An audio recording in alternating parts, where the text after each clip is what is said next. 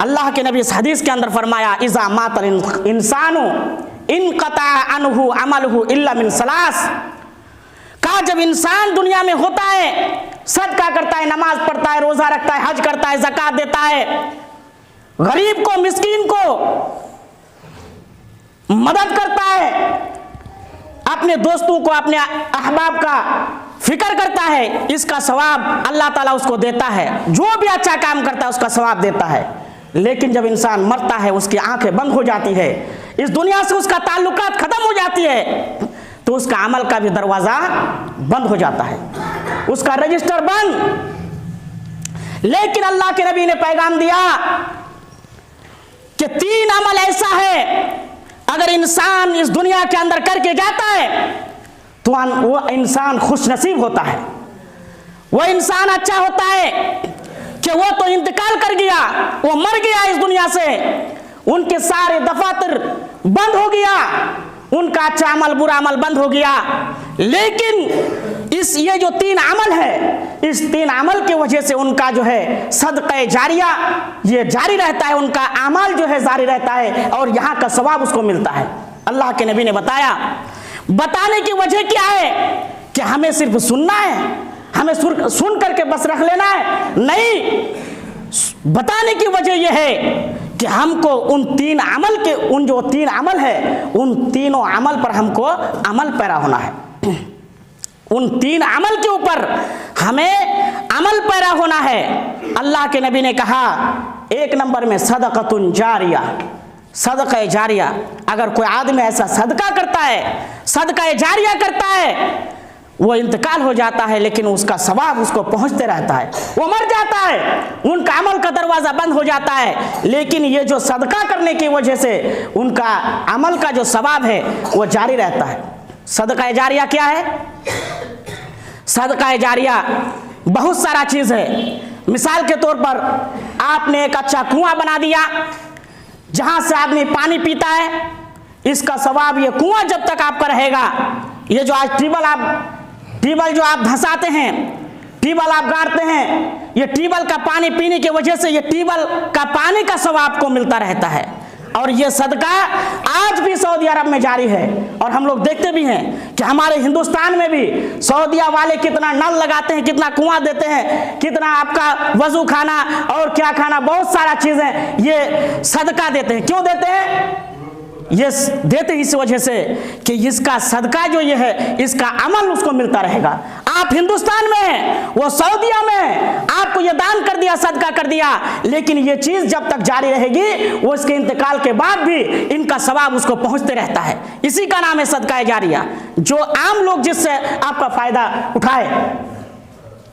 ये 1 नंबर में अल्लाह के रसूल ने कहा सदक़तुन जारिया। अगर कोई आदमी सदका जारिया करता है, वो इंतकाल हो जाता है, उसका ताल्लुक खत्म हो जाता है, लेकिन इसका सवाब उसको पहुंचते रहता है। वो कितना खुशनसीब शख्स होगा जो इस दुनिया के अंदर सदका जारिया करके जाता है। दूसरे नंबर में अल्लाह के रसूल ने कहा अव्वलदुन सालिह। अगर कोई अच्छा औलाद इस दुनिया के अंदर पैदा करता है, अपने औलाद का हक अदा करता है, अच्छा तालीम देता है, उसको तरबियत सिखाता है कि बड़ों के साथ किस तरह बातें करना चाहिए, छोटों के साथ किस तरह रहना चाहिए, बर्ताव करना चाहिए, इस चीज़ का तालीम देता है बाप अपने बच्चों को। और वो बच्चा बड़ा होने के बाद जब उनके वालिद का इंतकाल हो जाता है, बाप मर जाता है, तो वो जाकर के मस्जिद में जब भी अपने बाप का ख्याल आता है, बाप के नाम से दुआ करता है, कुरान पढ़ता है, रब्बिरहमहुमा कमा रब्बयानी सगीरा, दुआ देता अपने बाप को। जब तक ये नेक औलाद या आपका नेक बेटा या बेटी जब तक आपके जिंदा है, ये आपके लिए दुआ करता है, इस दुआ का सवाब, इसका अज्र आप तक पहुंचते रहता है। ये अल्लाह के नबी सल्लल्लाहु अलैहि वसल्लम ने फरमाया। लेकिन आज हमारा मुआशरा क्या है, आज हमारी हालात क्या है? आज तो हम खुद नमाज नहीं पढ़ते हैं, अपने बच्चों को नमाज की बातें कैसे हम बताएंगे? आज जब हम खुद मोबाइल में गाने सुनते हैं तो हम अपने बच्चों को कुरान की तिलावत करने की नसीहत कैसे कर सकते हैं? मेरे भाइयों जरा गौर कीजिए, आप जैसा बीज बोइएगा वही तो फसल काटिएगा। आप गेहूं बो करके अगर ये मकई का अनाज आप काटना चाहेंगे तो नहीं हो सकता है, नामुमकिन है। इसलिए सबसे पहले हमारे अंदर ये क्वालिटी आए कि हम लोगों का ताजीम करें, लोगों के साथ बर्ताव किस तरह करना चाहिए, व्यवहार किस तरह करना चाहिए, ये क्वालिटी हम अपने अंदर लाएंगे, तब हमें देख करके हमारे बच्चे खुद सीखेंगे कि हमारे बड़ों ने जब इस तरह का बर्ताव किया तो हमें भी इस तरह करना चाहिए। लेकिन आज न हम तालीम पर, न हम तरबियत पर, न रहन सहन पर हम अपने बच्चे को भूल जाते हैं। क्यों? बच्चे तो जन्म देते हैं, बेटा पर तो फख्र करते हैं, बेटी पर तो फख्र करते हैं, लेकिन ना उसका हक अदा नहीं करते। हक अदा करने का मतलब क्या है? हक अदा कई तरह से किया जा सकता है। अगर आप छोटे में उसका हक अदा करेंगे तो आप यहां से गुजर जाने के बाद आपका औलाद आपका हक अदा करेगा। यह भी एक हक है। आपके गुजर जाने के बाद अगर आपका लड़का आपके लिए दुआ करता है, यह आपके हक में दुआ करता है, तो आपका यह हक है। लेकिन यह हक आपको कब मिलेगा? यह आपको हक आप यूं ही नहीं मिल जाएगा। सिर्फ बेटा जन्मा देने से या बेटी पैदा कर देने से आपको यह हक नहीं मिलने वाला है। इसलिए पहले उसका हक आपको अदा करना पड़ेगा। आप जब उसका हक अदा करेंगे तब वो जाकर के आपका हक अदा करेगा। पहले तो उसका हक है। आपने अगर उसका हक नहीं अदा किया तो आप जान लीजिए कि आपको हक मिलने वाला नहीं है। उसका हक क्या है? जब बच्चा पैदा होगा तो आपको अच्छा नाम रखना है। अब्दुल रहमान, अब्दुल्ला, अब्दुल सत्तार, अब्दुल वहाब या गफ्फार, इस तरह का जो बढ़िया नाम है वो नाम रखना पड़ेगा। आज हमने नाम रखा है चिंटू, पिंटू, मुन्ना, चुन्ना, ये हमने नाम चुना है। मेरे भाइयों जरा गौर कीजिए, आज हमारी हालात ये है। सिर्फ इसी पर बस नहीं, जरा गौर कीजिए इस बात पर। आप जब उसको 7 दिन का जब वो होगा लड़का, आपको अकीका करना है। हमने अकीका किया? अकीका नहीं किया। लेकिन क्या किया? जब 1 साल का हुआ, 2 साल का हुआ, खतना किया। और बकरी जब करना था खतना में, हमने तो वो काम नहीं किया। लेकिन जब खतना किया तो क्या किया? हमने बैल ज़बा करके पूरे गांव वालों को शान शौकत के साथ दावत दे दिया। आपने ये बिदात का काम किया, आपने खुराफात किया, तो ये आपका लड़का आपका हक कैसे अदा करेगा? जरा गौर कीजिए, सोचिए। आपको 7 दिन का होगा, उसका अकीका देकर के एक अच्छा नाम रखना पड़ेगा। उसके बाद जब आपका लड़का बोलने की तरह होगा, उसको तालीम देना पड़ेगा, दीनी तालीम देना पड़ेगा, और दुनिया की तालीम तो देना पड़ेगा ही। इसलिए कि दुनिया के अंदर अगर दुनियावी तालीम नहीं दीजिएगा तो वो फिर उसके लिए वो भी दिक्कत है। इसलिए दीनी और दुनियावी तालीम, दोनों तालीम देना है आपको। तरबियत सिखाना है, बड़ों के साथ कैसे अखलाक करना चाहिए, कैसे उसके साथ रहना चाहिए, छोटों के साथ किस तरह शफकत करना चाहिए, ये हमारे अमल से जाहिर होगा। अगर हम अमल करेंगे उस तरह से तो हमको देख करके हमारा औलाद भी सुधरेगा और उसके अंदर भी क्वालिटी पैदा होगी। मेरे भाइयों जरा गौर कीजिए। तीसरे नंबर में अल्लाह के नबी सल्लल्लाहु अलैहि वसल्लम ने फरमाया कि औ इल्मुन युंतफाउ बिही, ये 2 अमल का सवाब इंसान को पहुंचता है।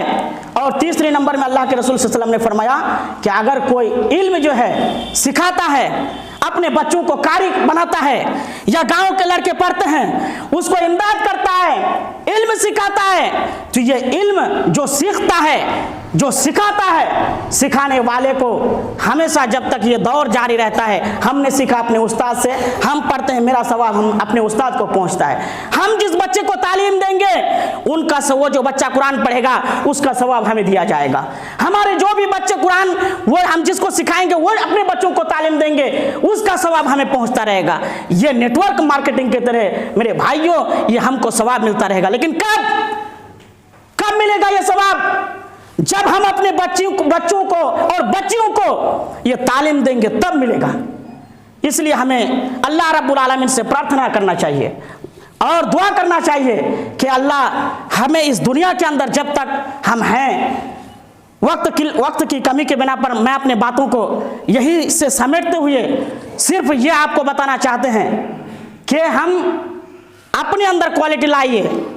हमें अपने अंदर क्वालिटी लाना पड़ेगा कि हमको अपने बूढ़ों के साथ, बुजुर्गों के साथ किस तरह अदब करेंगे, हमें अदब करना चाहिए किस तरह, यह क्वालिटी हमारे अंदर पैदा होना चाहिए।